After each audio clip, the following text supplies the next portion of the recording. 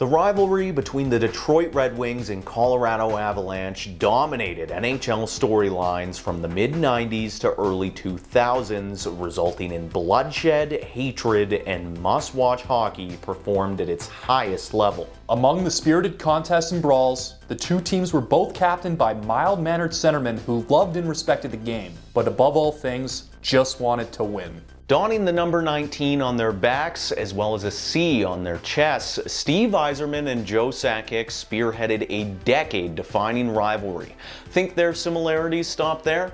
Welcome to episode 1 of Parallel Players, where we discuss the careers of Joe Sakic and Steve Yzerman.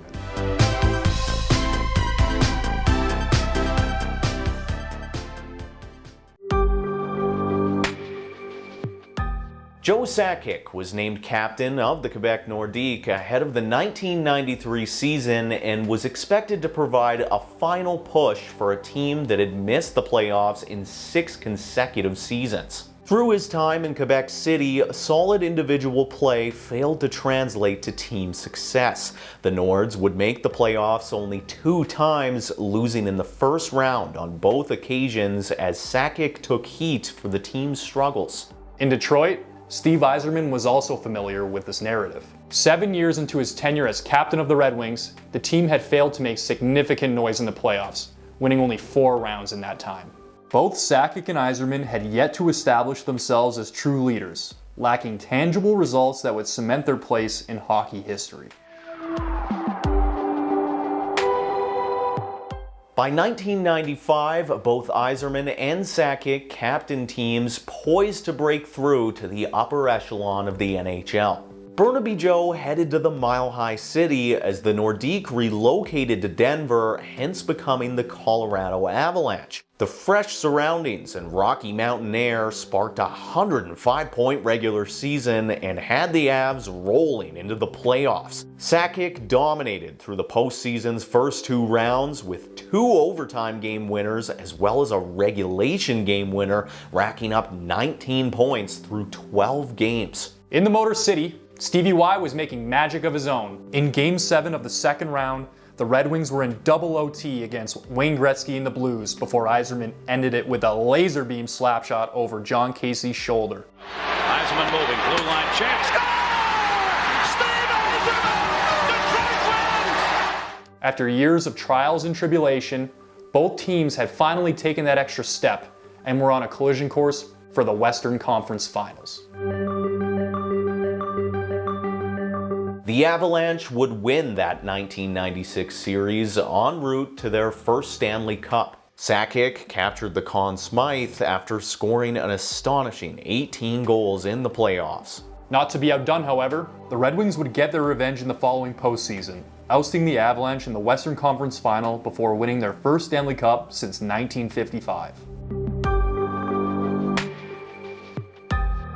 On December 30th of 1986, Sakic was playing for the Swift Current Broncos when the team was involved in a bus crash that tragically took the life of 4 of his teammates. Joe was fortunate enough to leave the crash without serious harm and has since expressed how life-altering the moment was, but the crash served as motivation for Sakic as he dedicated his play in the 1996 playoffs to his fallen teammates. Jumping to 1997, Steve Yzerman's own teammate, Vladimir Konstantinov, was paralyzed in an accident following their recent Stanley Cup victory. The accident devastated the Red Wings, but just as Sakic had done in 1996, the Red Wings dedicated their season to Konstantinov, rallying all the way to their 2nd consecutive Stanley Cup final in 1998. This time, Yzerman was not the first player to take a lap with the cup, as he instead handed it off to Konstantinov, the source for their inspired season. 3 years after Stevie Y's emotional Stanley Cup celebration, Sakic and the Avalanche dedicated their season to another teammate, although under much different circumstances. In search of a Stanley Cup, legendary defenseman Ray Bourque was traded to the Avs in March of 2000, sparking a new motivation in Denver. It became the team's goal to win him a Stanley Cup, and though it wouldn't come that year, the Avalanche would bounce back in 2001, defeating the New Jersey Devils for their 2nd ever championship. Almost completely mirroring Yzerman's cup handoff to Konstantinov, Sakic grabbed the cup from Gary Bettman and immediately handed it to Ray Bourque in one of the most memorable cup celebrations in hockey history. And after 22 years, Raymond Bourque!